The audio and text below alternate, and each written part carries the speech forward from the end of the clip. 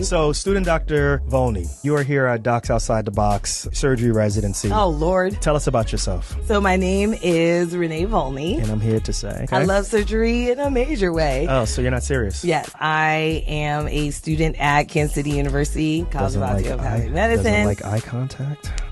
Why are you doing this? This is an interview. I think I remarked about myself very early on in life. I was very good with my hands. I used to help my mom bake cakes. There were times when I had to we grate, right? You grate like lemons and things like that. She thinks this is a bakery interview. X her off. Folks, your exciting new medical career, it's just been hit with a serious illness or injury that stops you from earning a paycheck just when you need it most.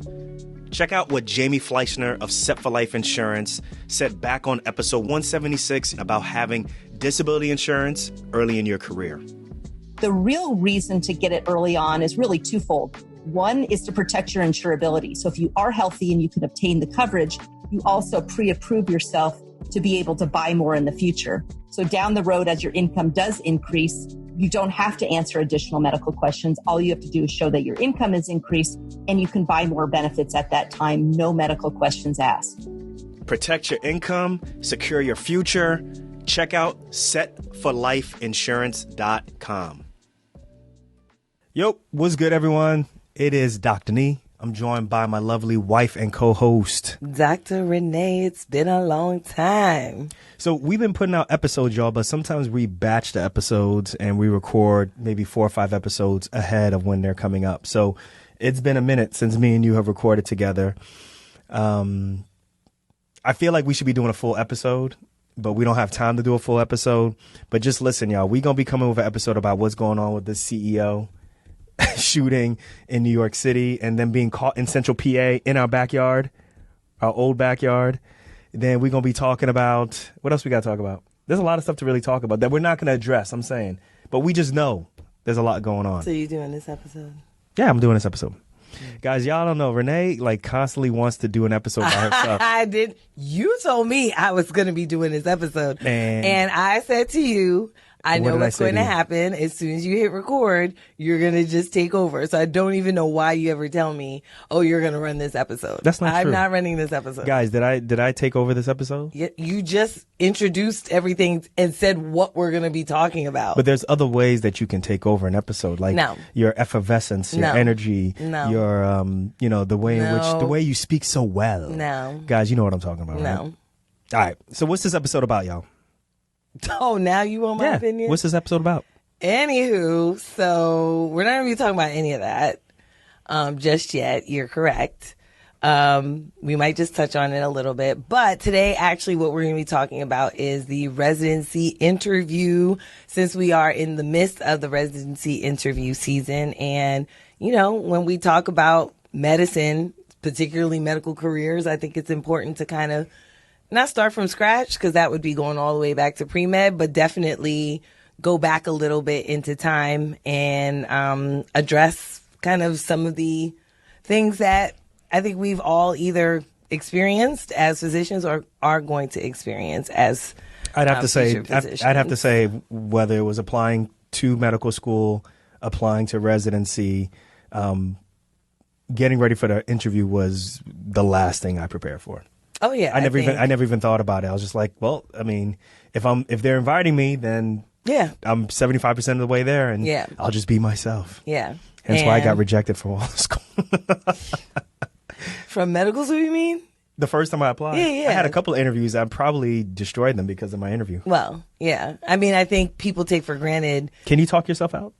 What do you mean? Can you talk yourself out of a position? Absolutely. Yeah. That's why they invite you, right? Mm-hmm. I think you're right. It's one of the last things that people prepare for, not realizing exactly how important it is. And you're right. You're about 75%, if not more, there, right? To the finish line. They just want to establish, are you crazy? That's for medical school. For residency, it might be a little bit different because there are so few spots in comparison to the sheer number of interviews that, that they give. And you're just you're competing on a whole different level. And then you add the added dynamic of the algorithm for the match. Okay. So I think that one's, the residency interview is a little bit different. Just a little bit different, but you still could potentially talk yourself. But how do you know if you talked yourself out, right? Basically what I'm saying is if you are applying to medical school, you get an interview, obviously they are interested in you. How do you know that the reason you got waitlisted or the reason why you didn't get in was because of your interview? You might not. That's what I'm saying, the difference you just never between know. medical school and the residency interview, right? Like, it's just very different because you have that match component. Mm-hmm. So, but anyway, we're going to be talking about that residency interview. We got a question from Vincent O. And I believe he is, I don't know what he says. I don't think he says what. He doesn't say what level, he is. Yeah, what level he is. But he does leave a question. That. Yeah, he does leave a question. But before we get to that question, just wanted to kind of update our audience as to what the heck is going on up here with the Darkos. So what you been up to, Dr. Nee? Oh, that's the dramatic pause that I said that you were going to take. Mm-hmm. So now you taking it? Yeah. Okay. What you been up to? What do you mean what I've been up to? Don't give these people dead air. Why? You got to learn how to live and breathe in the dead air. No, don't give people dead air. What you been up to? There's been a lot that I've been up to. So yeah. Without sounding, listen, y'all, like life be lifing. If you're watching on YouTube right now, you know that you probably could see the veins in my head just engorged on the side of my head because there's a lot of stuff that's going on. We purchased a house, and I am 90% happy about it and 10% not happy about it. Not because of the house, but of the process of getting the house. Mm-hmm. And I'm how like there's that 80-20 rule, right? Mm-hmm. Like with relationships, and there's like you kind of look at the 80-20 just in life, right? Like you have something that gives you 80% joy. Why are you focusing on the 20% of something that you're really neither going to attain or is really not really worth trying to go after it, right? Mm-hmm. So for me, like I'm 95% happy that we got this house, but there's just one small little thing that happened to us during the process of closing that I'm super pissed about. Yeah. And we're going to talk about that on another episode. Yeah, we'll talk about another episode, but it's just... we still have some things to resolve. But we homeowners, I'm excited about it. For me, there's a couple of things. It's bittersweet because... I feel happy to be in this neighborhood like I mentioned in the previous episode. I'm super psyched about that. I'm happy to set some roots in one place and to be in a school district that we feel comfortable to put our kids in. Mm-hmm. I'm happy about that. The other side is me. I'm not happy about these damn house prices. Shit. In all essence, I feel like we have a regular house, but anybody who is used to living in a high cost of living neighborhood knows what we're talking about. Like, a regular, 3.5 bedroom or 4 bedroom, 2 bath type spot is mad loot. And just because you're paying a large amount of money doesn't mean that it looks like it's a large amount of money in the house, if you know what I mean. So that's one thing that's going on. So we're super psyched about that. Yeah. I think, Oh, let me fix your microphone while you're talking. I'm with you on the house. They're just, we definitely have to talk about it on a different episode about just kind of the process of buying a house and the potential to have strife with a seller, and even with your own attorney. So that we will need to talk about a little bit later on. Other things that are going on. So I think we talked about this on the show before, but that I spent a month in a Canadian hospital. Yeah. With my mom. We talked about it very briefly. It feels like a while ago, but it really wasn't. Yeah. It was a little bit more than, we're going on like 2 months ago. Long story short, the healthcare experience, I think for you was a shocker. Right? Yeah. And I don't know if there it's were certain positive. Things that were I don't shocking. know if it's positive or if it's negative, but it's just not the way in which you're used to the way in which you guys would be used to seeing in the United States. Yeah. There were certain things that were shocking and other things that were kind of refreshing. Very quickly, I will just say that Two things. I'm going to mention two things. So one was that there was a communal bathroom. So there was not a bathroom in the room, right? And this is an admitted patient post-op. There was no bathroom in the room. Now, that was kind of weird at first, but then I realized it was actually to my mother's advantage. My mother was the one that was admitted. It was to her advantage because it forced her to walk, right? We're always all ambulate the patient. It's like, you come in, you ask the patient, did you ambulate? Did you walk? And they're like, yeah, I walked to the bathroom. You look at the bathroom, it's like 2 steps away. You're like, okay, that's not walking. But my mother had to walk all the way down the hall and then walk all the way back. So that was definitely a plus. Whereas I thought it started out as a minus, it really was a plus. And then the other thing was that the pharmacist came to her bedside.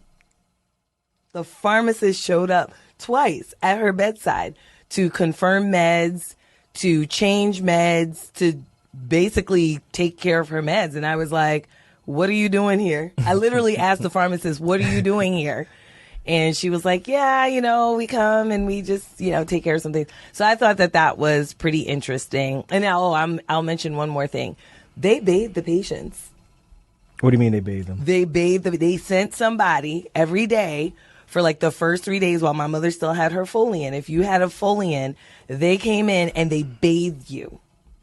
They bathed you. In your, like a bird bath? Or? Yeah. Okay. They came in and they bathed you. I don't think they do that very often in U.S. hospitals anymore. They do. It's just in my experience. In my experience, it's you have to ask for that type of treatment. The pharmacist, I've seen that. I think in trauma you see that more often because you see pharmacists either in the ED, you see pharmacists in critical care. And depending on, what the resources of the hospital is, like you'll see that on the floor also. So I'm not completely shocked about that. Okay. The communal part, I wonder if that's just a really old hospital. It might be. Before. It might be. Even though like nowadays you go to the hospitals in the United States, like the big thing now is just one person per room and there's a bathroom there. Right. But decades ago, which most hospitals are still in, it's 2 people per hospital she had 2 sharing people. a bathroom. But I think before that is, depending on where in Canada you're at, it's a communal bathroom probably. So it was a pretty old hospital. The hospital looked like something out of 1973, actually, even before St. Elsewhere. So that was really interesting. But thankfully mom is doing fine. And, travel insurance, everyone. Make sure you get it. Make sure you get travel insurance. Don't leave home without travel insurance. Yes. I used to think that it was like, not that big of a deal. Yeah. And then we started getting it maybe about we definitely got it for Ghana. We got it for our trip to our honeymoon trip, right? We got travel insurance when we were going to New Zealand, Bali, and Australia, because there were places that we were going to that you just didn't know. Like we're going to the outback, and it's like, well, what if I get appendicitis out there? What are we going to do? But even then, I was like, man, it's a waste of money. We don't even need this. And then once we started going to Ghana, specifically with the kids, with our firstborn, that's when we're like, let's get travel insurance. And this opportunity was one of those like, get travel insurance. Your mom should have had travel insurance. Thank goodness she has Medicare because she is elder. So Medicare, covers, well, at least her plan. I don't know if it's all of Medicare, but it covers international. So luckily, even without the travel insurance, she did well. But I just started thinking because my brother was out there with them. And I was like, oh my God, what if this had happened to my brother? So, because he is not quite elder yet and he would have needed travel insurance. But anyway, that's what's been going. That's only a glimpse of what's been going on. There's a lot going on in the household, out in the world. You mentioned the thing with the United Healthcare CEO and potentially finding the killer in Altoona, where we lived for 6 years. So that was a little bit of a shocker. And so why don't we get into this question? I'm running this episode. Yeah, let's jump into this episode. I'm running the episode. Gotcha. Go ahead. Relax. So anyway, we're going to jump into this question. No matter where you are in your career, you've seen patients your age or younger get seriously injured, have a long-term illness, or even have a mental health issue that affects their ability to work. Now, what if that was you? No, for real, what if that was you? Without disability insurance, how are you going to replace your paycheck? In episode 176, Jamie Fleischner of Set for Life Insurance explains why the best time to buy disability insurance is during your residency. Most physicians acquire their disability policies during residency, and there's several reasons. First of all, when you're younger, you're able to obtain the insurance because they ask you a whole host of medical history. And so you usually don't get healthier over time. Usually you get less healthy over time. So when you're healthy, it's easier to acquire the coverage. Number two, it's also less expensive because it's based on your age and your health. You're not getting younger or healthier over time. So you're at the ideal time. The earlier you get it and the younger you are, the less expensive it's going to be. So whether you're a resident or you're an attending, it's never too late to protect your income. Renee and I, we use Set for Life Insurance to find a disability policy that fit our needs and budget. So what are you waiting for? Check out setforlifeinsurance.com. Once again, that's setforlifeinsurance.com.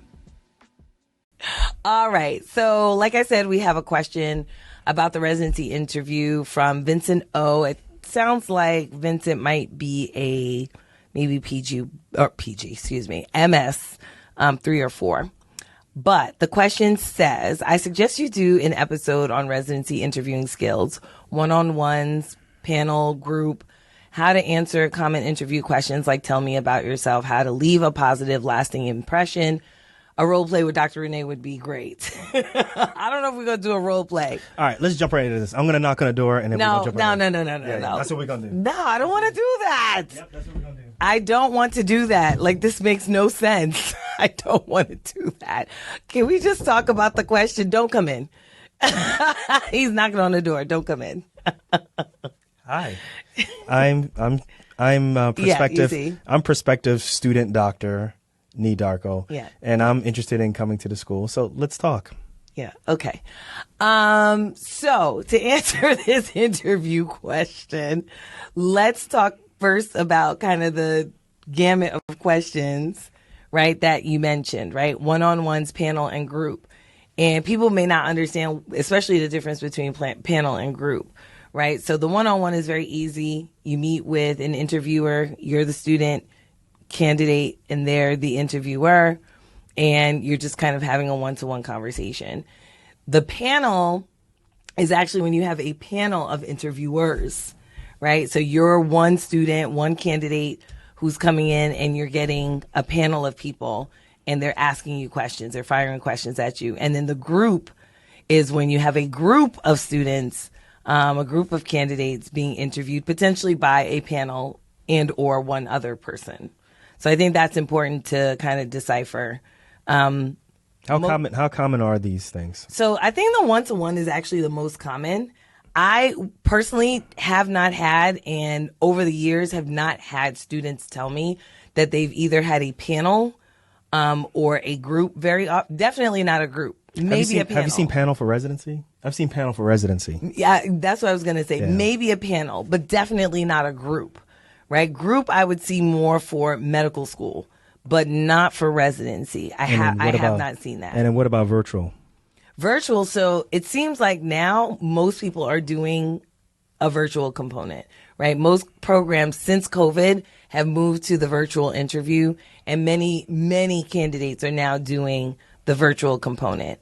I still prefer, if I were interviewing, I'd have to say I would still prefer to go and see the place, especially if you're not very familiar with the hospital, because you don't know what. Let me tell you something. Seeing the hospital can tell you a lot about that place. A lot. Mm-hmm. I remember I went on one interview, and I went to this hospital, and the hospital was so old and dingy. I was like, there is no way. So the school was at the hospital? So no, this was a community program. Oh, this is a residency program. Yeah. I got you. Yeah. Okay. This was a Not community a med school. program. Okay, right. I'm thinking med school and stuff. No. Residency. So when I visited the hospital, I was like, this place is so dingy. I didn't even rank it. I was like, I would rather not match than to end up here for 4 years. I was like, I cannot think of myself being here for 4 years. So, I mean, I know a lot of people are doing virtual interviews and just kind of, it saves money, saves time. I get that. But if there is a program that you really, really like and they give you the opportunity to do it in person, I would actually recommend doing in person. So it can get expensive. So absolutely, it can get expensive. Look, I don't know. I don't know the answer to all of this stuff. I think that if I had an opportunity, I'd probably just try to do like half and half. Half at virtual interviews at places that I wasn't ranking very high, and then personal interviews at places that I was ranking very high. Because I just remember it being expensive from, getting a hotel flight. Like I remember the first time I had my experience with Priceline, and I completely messed it up. Priceline. Yeah, I had an interview at Meharry, right? I had an interview at Meharry. This is for med school. And I didn't know how I was going to pay for a flight to get to Tennessee. So I said, I'll try Priceline. And this is, if I tell y'all, this is like 99. Right? So this is like the early, this is early Priceline. 98, 99. Yeah, I'm old. And I just remember buying a ticket through there, and I made a mistake as to when I was supposed to get there and so forth. But guys, remember, this is not the Priceline that you know now where Priceline finds you the best price. This is, you're bidding. You're bidding for a price. I remember that. And they come back to you with a price. So you say, I only want to spend $200. And they're like, okay, well, your flight will leave at 4:30 in the morning and get there 5 days later. Right. And you're going to stop at the North Pole and you can't do anything about it. And I'm like, so that's what happened to me. It wasn't that exaggerated, but it was a very inconvenient time of leaving and a very inconvenient time. As a matter of fact, it was like after I was supposed to interview. Oh, God. Yeah. And I couldn't get my money back. And, like I had spent like on a credit card, like $200 something, which for me was a big deal back then, right? Like we're talking, I'm not even, we're talking I'm 20 at that time, right? I'm 20 or 21 at that time. So for me, using my credit card, losing out on $200, that was a big deal. I was embarrassed to even go to my parents and ask them, what to do. I never asked them for help in that situation. I just kind of figured out a way to pay it back and stuff. Probably still paying it back right now. $4,000 later. Right. So that's why for me, it was just like, all right, like, if I had to do it again, I would just say probably half and half. Yeah. Because, nowadays a lot of people are ranking, applying to a lot of different schools, just to increase their chances of getting into that one place. And I get it. What happened 30 years ago is the same thing that's happening now. Right. So, I would try to do that. Half and half. Yeah. No, I agree with that strategy. I think that's a smart economic. Yeah. It's a blast from the past. It's a cost efficient. Solution. But one of the questions that, Vincent wanted answered I'll find it for them. Was kind of answering that common interview question of, tell me about yourself. Let me tell you something. That is one of the hardest questions. I feel like it's a trick. It might be, but it's one of the hardest questions to answer.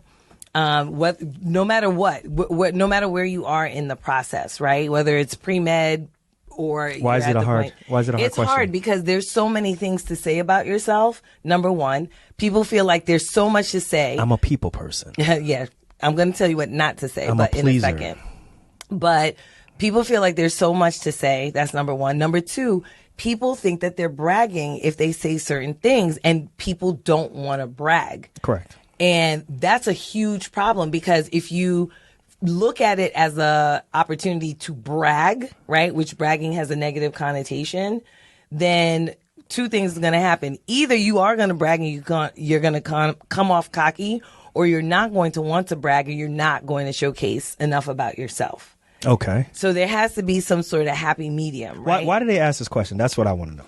Right, because they read your application. Maybe it might be a blind interview, so you might not have somebody. How often does that occur? I don't know how often, but I mean often enough. I get a lot of students who say that my interview was blind. Okay. Yeah, so they don't get your application. They just meet you. And that's then, at that point, though. That's not all the time, though. That's if you get a blind interview, though. Yeah, that's if you get a blind interview. Right. Yeah. So I guess what I'm saying is, let's say you don't get a blind interview, right? Let's say someone has read your file. Someone has read all of these different things, right? Because sometimes, at least from my perspective, what I'm seeing is the interviewer doesn't even know what they're going to ask you. Yeah. They just start asking you questions when they see you. Right. Yeah, so if they've gone through your application, they've seen your grades, they've seen your letter of recommendations. I don't know what else they get to see. What else is in there? You might see your personal statement. Your personal statement. So then when you come in, right, or like, why are they asking, tell us about yourself? Is that like a filler? Is that trying to see, are you someone who's braggadocious? That's what I'm interested in. It might be. It might just be, how are you going to answer this question? What is the most important thing that you want me to take away from this particular interview? Should you be trying to go back and like, well, what did I write in my personal statement and stuff? So you could pull bits and pieces. I wouldn't necessarily, memorize word for word what you put in your personal statement. But one of the things that I tell students a lot of times is when you are asked that question, okay, understand that this is an opportunity to advocate for yourself, right? So you can say the word brag if you want, but the reality is toot your own horn. Yeah, the reality is this is the opportunity for you to advocate for yourself, right? Because who else is going to advocate for you? This is your opportunity to do that. So one of the things that I tell my students is figure out what the theme of your interview is going to be. If you come in with a theme of what your interview is going to be, what, the overarching thing that you want this person to remember about you, that's where you start building it, is in that question. Okay, so you're saying that you can take control of the interview, or you can have a sense of control. Because I think that's the other thing. A lot of folks just feel like they're walking into something and they don't have control. Right. So it's, well, how can I prepare for this? Yeah. Right. Right. But remember that the whole point of it is for you to be able to showcase yourself. So in that sense, absolutely, you have a lot of control over this interview. You may not have control over the questions that they ask you, but you have control over the answers. And so, I call it, what do I usually say? Oh my gosh. I say, there's something that I usually say to my students, but, yeah, essentially you can be like a person on like a commentating, interview, like news interview, right? Like a pundit? Yeah, like a pundit where they, or somebody who comes in to, to advocate for something, right? And they ask them a question and they spin that question, right, to whatever 3 points, I see what right? you're saying. So cable news your interviews. That's what I usually say to my students. Cable news your interviews, right? If you cable news your interviews, then what you're doing is you are coming in and there is a message that you want to give. You see, I'm already doing the politician hands. That's the Kamala. Right? That's the every politician. That's what she does now. Right? The politician, the little fist with the thumb at the top, and then you just hit it. And you hit it, and you hit it, and you hit it. Right. Exactly. With that woman, Miss Lewinsky. Okay. Do you remember where you were during that time? That was, what, 99? Oh my God. Yeah. Was it 99? That's the same time I bought my ticket, I think. Oh my God. It's the same day you bought your ticket. That was crazy. But yeah, you cable news your interviews in that you figure out what are the 3 things that you want your interviewer to come away with. And you theme all of your answers around those particular themes, right? So if you decide that your theme is going to be that you are How about this?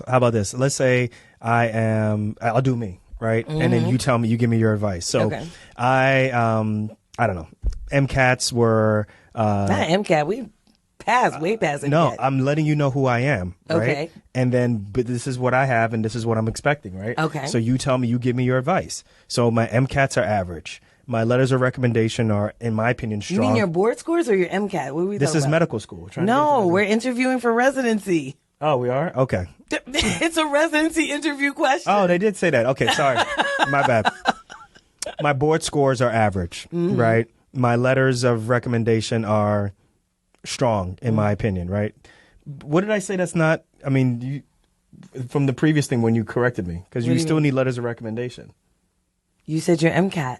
But after that, then What do you mean? What are you talking about? I said, okay. Anyway, so my don't board understand scores what are you're good. asking My me. letters of recommendation are good. Okay. What else do you have to do for that? For your dean's letters? I mean, is a dean's letter is a dean's letter, right? Mm-hmm. Okay. And I am interviewing at my number one program that I want to go to. I haven't ranked Mm-hmm. it yet. This is the number one program I want to go to. This is surgery program. So give me your advice. What do I do? So Remember, average board scores. yes. Okay. Which that's another thing that kind of sets this apart, usually from your kind of MCAT. Didn't flunk any classes. And Okay. That, those things do matter. Just the average student. I get it. Right. But Good at looking. this, Good looking. good looking, yes. You At see this this, guys? Good looking. Keep going. You done? Hey, this is me. Okay. Theme it. First thing that I would ask you is, what are the things that you think you're good at? Right? That's important. That's tough. But you have to pick something. Okay, so what are the Right? things that I'm good at? I'm good at, I'm really good at I feel like I'm good at Dexterity. I'm feeling good at dexterity, Mm-hmm. right? I feel like I'm really passionate in like following through on things. Like I feel like I work well in a team. Mm-hmm. What else? I really enjoy surgery. I really enjoy the aspects of surgery. So I feel like I'm good at anatomy and things like that. It comes naturally to me. Okay. So then I would ask you, how do you know that you're good at those things? My grades. Right? That's it? My You grades know for- that you're good my with, grades- my with grades your for- hands because of your grades? My grades for anatomy are really good, top notch. Anything else about right? Anything else about you being, really good at anatomy that would... I've done rotations, like I did ER and I did family medicine, and they let me do some suture repairs and stuff, and they always comment student Dr. Darko, your hand technique is really good. You seem to be able to, approximate very well. And you always anticipate, if I'm helping them with their suture lacerations or any procedures, I'm really good at anticipating what they need next also. Okay. Very good. Look at your face. Goody two shoes. Goody two shoes. And I wear a bow tie when I come, and when I go on my rotations, I wear a bow tie. Yeah, very good. And also you said that you were passionate about what now? Surgery. No, you said something before that. Didn't I say that? Was it Anatomy or surgery? I Anyway. think I'm passionate about surgery. Okay, you're passionate about surgery. Okay. How do you demonstrate your passion about surgery? What are some ways that you demonstrated that? Well, I've done some research in surgery. On my surgery rotation, I did some minor research. I'm constantly interested in the different types of surgical fields. I'm really into what neurosurgery is about, general surgery. I just enjoy the process. No. How did you demonstrate that? How did I That's demonstrate? what I want to know. Ooh, that's a good question. Right? How did you demonstrate? Because so I'm making that distinction. I was, what do you call it? I was in charge of what's that thing? What? The interest group in my school. Okay. Yeah. Okay. So I was president of it or whatever you told me. Do they still have surgery groups? Of course they do. At the schools? interest groups. Yeah, right? interest groups. I was the president of that. Okay. That's it. That's it. Okay. You also stated that you are a team player. Mm-hmm. How do you demonstrate that? All of my rotations, I'm always there to, assist because I realize that the only way that I can learn really is by one, humbling myself and realizing and letting people know hey, maybe I can assist you so that I can see what you're doing and kind of see one, teach one. What do you call it? See one, do one, teach one, that type of thing. So for me, I feel like I'm always in that team cooperative approach of, let me watch and see what you're doing or let me assist you. And then hopefully with that, you'll trust me to let me do something on my own also. So I'm always about making the team better. Okay. So some of your answers were really good. Okay. And some of your answers were very generic. Okay. And that's what I work on with my students, right? I let them know you have the theme, but the theme cannot be you just generally speaking the entire time. Gotcha. Right? What you want is stories. Okay. Right? What you want is stories because stories, especially because they tend to go chronologically, right? they tend to have some sort of timeline that you can follow. Stories tend to stick very well with people, and they allow the listener to be more anticipatory, right? They want to anticipate what is it that you're going to say, right? So if if I ask you, well, how do I know that you're passionate about surgery? And you say, well, I'm interested in this and I'm interested in that and I'm interested in the other thing. I've done some research or whatever. It's like, okay, you mentioned that you did research. The question now then becomes, right, why didn't you talk about the research that you were doing, right? What was the process by which you contributed either to this research or that you completed this research? And then what do you expect, to come from this research? Because that's something that a listener can hold on to, right? Like, oh, Darko, he's the one that's doing surgery, or he's the one that's doing research on the surgical complications of, soldiers in Iraq, right? And figuring out, what things are, what's the, I don't know, whatever it is, right? But you want to have some sort of detail. So stories is going to be the first thing that you're going to do in order to really compel the listener, the interviewer, right? Yes? You would agree? Got it. Yeah. Okay. The other thing you want to avoid, so stories. I'm keeping notes on my on your whiteboard. On my whiteboards. Okay, so I'm creating a story. You're creating a story. Who, what, when, where, and how, right? Yes. That's how you do a story? And why. Okay. The other thing is you want to avoid a laundry list, right? What I call the grocery list of adjectives. I'm a people person. I'm compassionate. I'm this. I'm that. Right? I'm accustomed to this. Here we go. I'm accustomed to that. Another thing that people don't know what you're talking about. Okay. Alfred. If he can figure that out. Alfred, can you figure that out? So you don't want a laundry list of adjectives, right? So tell a story, but be very plain about how you. So this is the important thing about the laundry list. You can tell a story, and the laundry list will be made in the interviewer's head. Okay, so let the interviewer come up with that by himself. Let the interviewer come up with a conclusion, right? Judge Judy, she always says, right? Like, just tell me what happened, and I will come to the conclusion as to what the situation is. Right, but you got to tell me the details before I could come to that conclusion. So hold on. So if someone says, "Tell me about yourself," yeah, how do you start with that?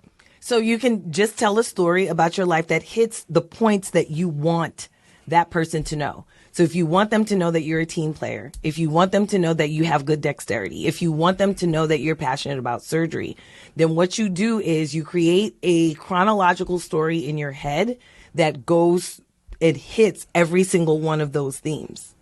For the question of tell me about yourself, but that particular theme, right? That formula is going to go throughout the interview. You're going to tell stories. You don't want to be so generic in talking to the interviewer that the interviewer then melds every single thing that you said with the next 5 interviews that they had. So is it possible that you can, a very successful interview is you telling a series of stories? Yes. That really is, yes. Okay. You have to tell a bunch of stories because you need the interviewer to come to the conclusion of who you are. So how about this? So let's say, ask me the question. Okay. Tell me about yourself. Should I just say so there was a time when, I was on my 4th year internship, sub-I internship. Well, you can introduce yourself. Hi, I'm Darko. I'm Darko. Hi, my name is Nee. And I'm from Jersey. You know what I'm saying? New Jerusalem. You know what I'm saying? What? Irvington. You never heard that? No. That's because you're from Brooklyn. Good. But I'm from New Jerusalem. I'm from Irvington. And listen, more about me. So listen, I am interested in surgery, and I'm very much interested in surgery for so many different reasons. See, I'm getting nervous even myself, and I've gone through the process. Right? So I want to go into a story. So how do I go into the story of why I'm interested in all this stuff? Because I do have a good story. Hold on. So so the first thing was the story. The second thing was The second thing was don't create a laundry list. Allow the interviewer, right, to create the laundry list of adjectives for you, right? And then the third thing, oh dang it, how do you transition to the story? Hold on a second. You made me. Oh, dang it! You keep making me forget because you're talking. So okay, let's talk about. I'm a surgeon. We talk. No, and we interrupt. You yell. I've never yelled at you. Okay. Alfred. Can you stop yelling at me, please? No, I can't stop yelling because that's how I talk. All right, we're getting kind of long in this interview. Come on. So how do you transition into a story? Oh, this is what I was going to say. So you transition into your story by thinking about what it is that you actually want to convey. And what it is that everybody wants to convey is why you would be a good candidate for the program. Okay. And you have to talk about why you would be a good candidate for that program, right? This is the same way that I tell my pre-meds. You have to talk about why you would be a great doctor. All right. So student Dr. Volney, you are here at Docs Outside the Box, surgery residency. Oh, Lord. Tell us about yourself. So my name is... Over here telling all these stories. Like, get to the point. It is. Well, but I haven't themed it. No. But I haven't themed it. I will try to wing I have it. stumped the teacher. Teacher. I will try to wing it. Why? It's easier for me to work with somebody who, has already themed out everything or who I can help to theme out everything. But kind of using what you said already, right? What did you say? You said that you have good dexterity. Let me write it down. Dexterity. Mm-hmm. And then you said team. Mm-hmm. And then what else did you say? Passionate about surgery? Yeah, passionate. Okay. He's still looking at you. Who's looking at me? The interviewer. Oh, that's the other thing. You don't have to answer a question right away. You can you can tell your interviewer, can Pause. you give me a minute, right? Can you give me a minute so that I can organize my thoughts? All right, student Dr. Volney. Well, except for tell me about yourself. Don't do that on tell me about yourself. Welcome to Docs Outside the Box, University Residency, Surgery Residency Program. Tell me about yourself. So my name is Renee Volney. And I'm here to say. Okay. I love surgery in a major way. Oh, so you're not serious? Yes. So my name is Renee Volney. I am a student at Kansas City University, College of Osteopathic Medicine. Doesn't like eye contact? Yes. And why are you doing this? This is an interview. Right? Your interviewer doesn't make eye contact. They don't say that to you. In surgery, they do. How would you know? You haven't done a surgery. Exactly. So why are you interviewing me for surgery? Anyway. I want to see how good you are. You're like, I can make a story out of anything. Go ahead. Anyway, I didn't say I could make a story out of anything. But keep going. Whatever. Keep it going. Okay. So my name is Renee Volney, and what was I saying? My name is Renee Volney. I'm a student at Kansas City University, and let's say I grew up in Brooklyn. I grew up in Brooklyn. My family's of Haitian descent, and my parents came here in the early 70s, and grew up in a very traditional household. One of the things that I think I remarked about myself very early on in life was something that I think most people don't, and it's that I was very good with my hands. When I was younger, I used to help my mom bake cakes. And a lot of times, there were times when I had to we grate, right? You grate like lemons and things like that, which, when you're younger, you don't really think anything of it. She thinks this is a bakery interview. X her off. You don't think anything of it. Okay. But as you go on, you start to get more and more responsibility. And, next level up was, chopping vegetables, onions, things like that. And I remarked, pretty early on that I was really good at that. Never really thought anything of it. But as I kind of moved on into, my life and getting into medical school, one of the things that I found was that I had that same trait in surgery, is that I was really good with my hands. And that was something that was remarked very much on my surgery my surgery rotations, my OBGYN rotations, my family medicine rotations. Bragging on herself. She'll never make it here. Keep going. So I think, having that level of dexterity, either with baking, with cooking, even with sewing and crocheting, from a very young age, really gave me the confidence to be able to use my hands. And so, that's one of the things that really interests me about surgery, is that I'm able to use my hands. The other thing that interests me about surgery is the teams, right? There are a lot of people who are involved in taking care of patients on the surgery rotation. From not just the doctors, the nurses, obviously the residents, but you have, all kinds of ancillary staff, social work and case managers, things like that, who come in and, help the patients to do what it is that they need to do in order to get much better. And I think the practice that I've gotten from working on a team is actually working with an organization that I was a part of in medical school, and just understanding the dynamics. And then I would tell a story about, when I had to work on some project, right? Like, that's what I would do. I would tell a story, right? I would tell a story. I'd be like, for example, there was a time that we had to do X, Y, and Z project, blah, blah, blah, blah, blah. I'll tell the story about, like, when we did the MBA project, right? Right?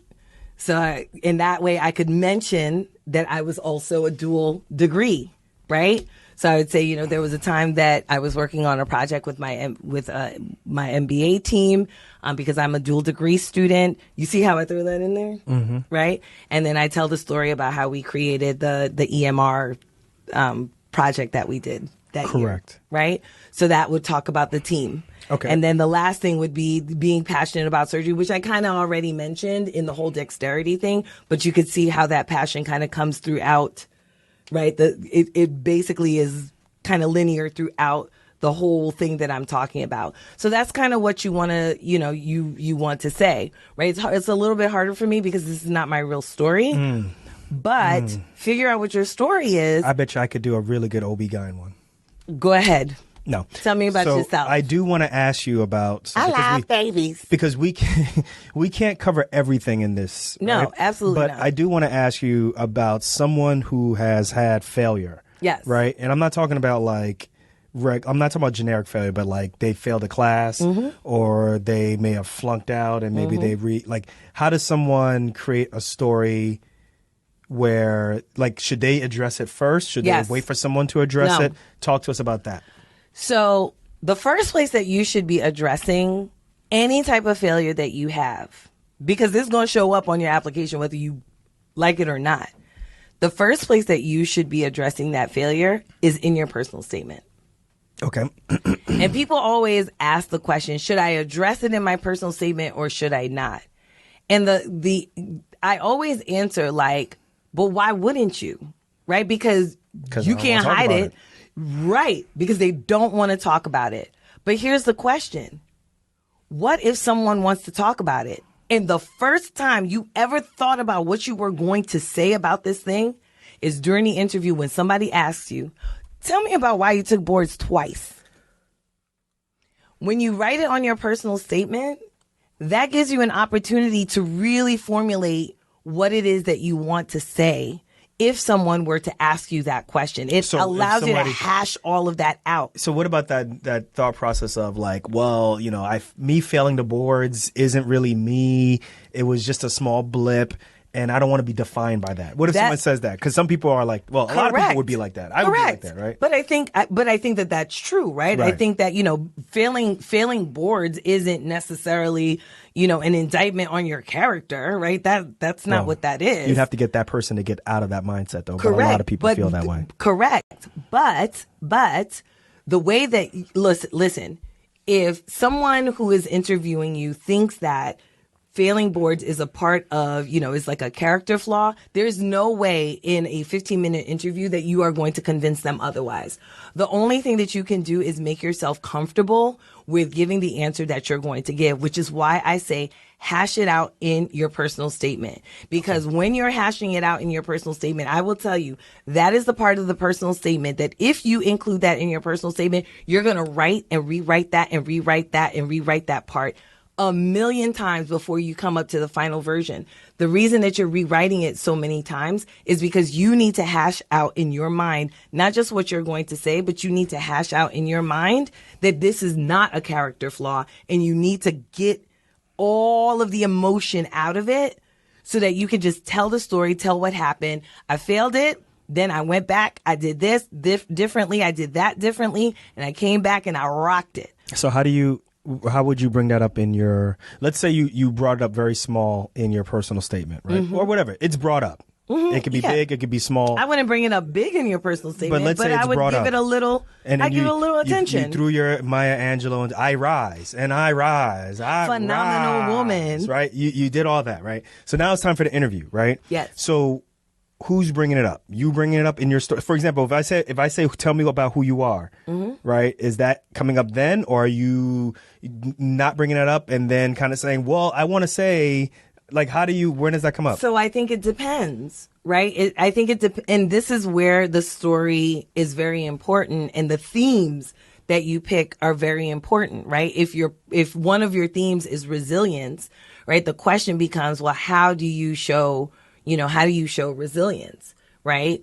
If some people have failed, boards more than once, right? Which is like, okay, this is just not, something that you can absolutely ignore, right? If you fail boards 3 times, it's right? it's a part of your fabric. You just can't ignore it. Like, you might have to mention it, but again, that's where you think about it over and over and over, and you hash it out in your personal statement. Very small paragraph. You don't want a whole half a page dedicated to how you fail boards 3 times. But for the interview though. But for the interview, that's what I'm saying. It depends. It depends. If you fail boards once and then you came back and you rocked it, it's like, well, okay, if somebody asked me about it, they asked me about it. They don't, then they don't. What if they ask you about it? What are you going to say? Well, but that's what I'm saying. You hash it out. So how would you say it? I don't know. I'm not. This is not my story. Make it your story. You just made a surgery story. So they looking for you for role play. Oh my God! I don't want to talk about it because, my girl, how many times did you fail boards? Depends. For real? I never failed boards. Okay, I know. That's true. Actually, I did fail one board exam, not in medical school. I actually failed my written boards for OB. Remember? And I went back the next year, and you rocked it. And I don't know if I rocked it, but it was a pass-fail, so I passed. All right, so, okay. Could you play us through this, like, as if you failed something in residency? Or, sorry, you failed something in medical school. Yes. Your boards. Okay. Right? So if somebody asks you. Yes. During this okay, interview. fine. All right, right. Dr. Renee, our student Dr. Renee, that's great to learn about you. But at Ducks outside the box surgery residency, none of our previous candidates had any type of failure. They don't even know what that means. Why should we choose you? That is a very surgery and question to answer. Nobody's asking that type of question. You surgeons are okay. You surgeons are like that. Keep your hands to yourself, Dr. Answer the question, please. And they're not supposed to know what happens below the camera. It's none of y'all business. Move on. Keep your hands to yourself. So something, let's say, for example, if I fail boards, sometimes people fail boards, because there are distractions, with family issues. Sometimes people fail boards just because, it was hard and, or they didn't know how to study. So whatever your answer is, for example, if you say, well, maybe you didn't realize how much time you needed to dedicate, to studying, or you didn't have, a strategy that worked well for you.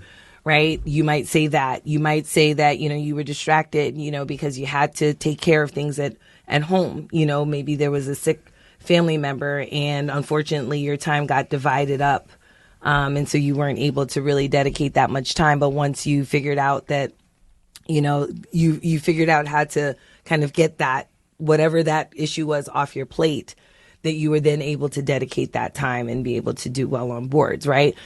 Whatever you're saying, right, was the problem with boards, it is always important to follow up with what did you do in order to solve that problem. You can't just leave it, my grandmother was sick, so what happened was I had to, take care of her and, and then that's why I failed. You don't want to say that, right? You want to say something to the effect that you handled the issue that was the problem, and then you came back and how you handled the process with going about passing, the board. It's almost like you have to be able to show a sense of maturity, right? Because in any situation, maturity is you see either defeat or you see adversity, and then you handle it in whatever way, but you're able to look back and say, okay, this is what I've learned from this situation. Right. These are the mistakes that hopefully if I see it again, I can steer clear of. And this is how I've become a better person from it. What you don't want to do is make up from it. Right. You don't want to make excuses.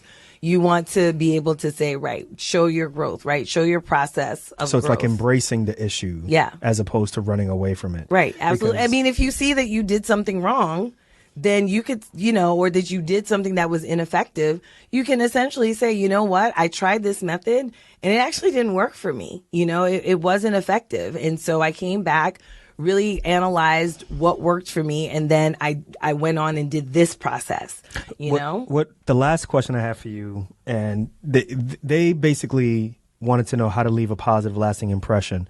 So I'll leave that for you towards the end real quick because we're getting a little bit too long, is the concept of rehearsal. Right? Like mock interviews. Right. So mock interviews, storytelling, how do you come off as not being too rehearsed? Because you could be nervous, right? And telling a story to your friend is different than telling a story to someone that you never met before. You feeling like the eyes are on you. Yeah. You don't want to sound like a robot. A humana. Nobody knows what humana is, babe. This, what y'all, millennials, Gen Z, do y'all know but it? Basically, you're so nervous, you're just like, you're searching for words and so forth. Talk to us about that process. So you can't tell your interviewer that you are nervous, right? I mean, they expect you to be nervous. So you can say that you are nervous. There's nothing wrong with saying that. The other thing is, again, stop and think. Let your interviewer know that, I want to collect my thoughts about this, right? Like the strengths and weaknesses, that question. Ooh, right? Yeah. Before we end, make sure you get into that. Address the strengths and weaknesses question, right? Sometimes people think they know exactly what they're going to say, and then you're just kind of like, you get there and you're like, I don't know what the heck to say, right? So you might want to collect your thoughts. You can write something down, really quickly, just so that, and you can say, may I collect my thoughts so I can just write down and make sure that what I say is clear and concise, right? And you can write down a quick, bullets. Don't do it more than, 30 seconds so that the interviewer Really? You can take that long? So that the interviewer isn't really, sitting there awkwardly. But one of the things you don't want to do is, I care too much. Like, really? You take something that is obviously a strength and try to turn it into a weakness. I care too much. I give too much. It's like, all right, say that you overextend yourself, right? Like that's giving too much or caring too much. I overextend myself. I'm not good with time management. I don't know how to prioritize the things that I'm supposed to do. Right. Like that is actually caring and giving too much. Like that's the real weakness. But you saying that you care and you give too much, that ain't no weakness. Like, come on. So what are some good weaknesses? Like, be honest. Like, what are the weaknesses? I mean, it depends on what your actual weaknesses are, right? Like, if you have real weaknesses that you are working on. Do you just say, like, yo, I'm not assertive enough. I let people walk all over me. Yeah, you could say that. I mean, that might be something. Because that's a problem that a lot of people have. Absolutely. That might be something, right? That, hey, I let people walk all over me. I'm not assertive. Are you saying it like that, though, or? Listen, one thing that I've learned is you have to have some level of comfort in your interviews, right? You might say, honestly, or you might say, I've been told that, and I see that in myself, right? That I'm not assertive enough. And I do, kind of let people just kind of get away with things that they probably should not get away with, right? And But that's hopefully in something this surgery program, they can build me up. Yeah, right. And hold me up. They're gonna Will be you like, mold me, surgery program? Will you hold? fresh meats. So yeah, right? Like, that's important. Surgery programs want to know kind of, well, again, why you? Why do you think that you're going to be a good candidate for this program? Right? Like, that's what they want to know. And so that's what you have to put out there. You're constantly advocating for yourself. So mock interviews, how often do you think you should be doing them? So for mock interviews, you ask the question of, doing a mock interview with somebody that you know versus somebody that you don't. Try to do mock interviews with somebody that you don't know. Right? So I get students who, might ask me, can you do a mock interview with me? I don't really do residency mock interviews. I will do more medical student mock interviews. That's what I'm more comfortable with. But for example, I had a student the other day that I, offered her to do a mock interview with one of my mentors, right? Because she doesn't know my mentor. I've had medical students in the past do interviews with Dr. Ayers, one of my mentors, and Dr. Brugge, the other mentor. So people that they don't know.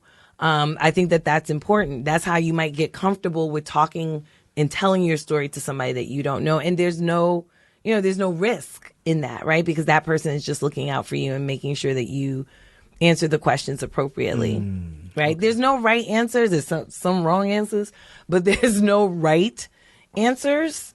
So how do you have them leaving with a positive impression of you? What's the long lasting thing?